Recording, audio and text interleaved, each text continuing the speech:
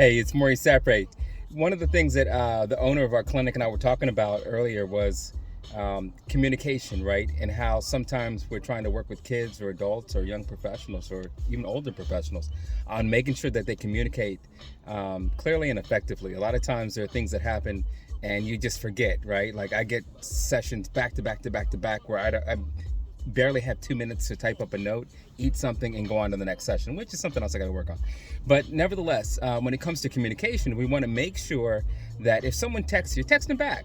If somebody calls you, call them back, right? We sometimes kind of leave people hanging. And we were talking about how sometimes people will say, oh, thank you for such and such and such that you did.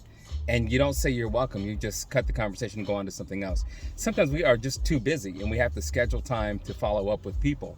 Nevertheless, we still have to make an effort to follow through and do it. I have to do it. I've got to get my family to do it. I've got to make sure that the people that I serve and support do that also. So that way we can continue to build positive, effective relationships, because you never know how other people are going to take it. They don't know if you're too busy. They don't know if you don't care. They don't know if you didn't get the message. They don't know if maybe they thought you were being offended, right? So we want to make sure we keep communication clear, concise, and on point with our timing. I've got to do the same thing. I get stuff, social media, to two different, one personal email, one business email, and then even grad school stuff that I would get, to LinkedIn, to Facebook, to Zoom. Like I get stuff all over the place. I tell people, if you love me, don't send me an email. Call me or send me a text message, right?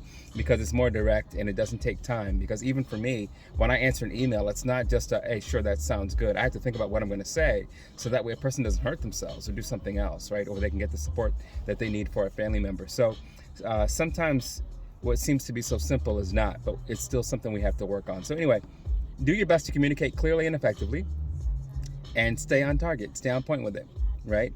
Give yourself a time frame to follow up with people, and do your best to also communicate what that might be. That's where I have to grow in that space also. So let's do it together. Talk to you soon. Bye.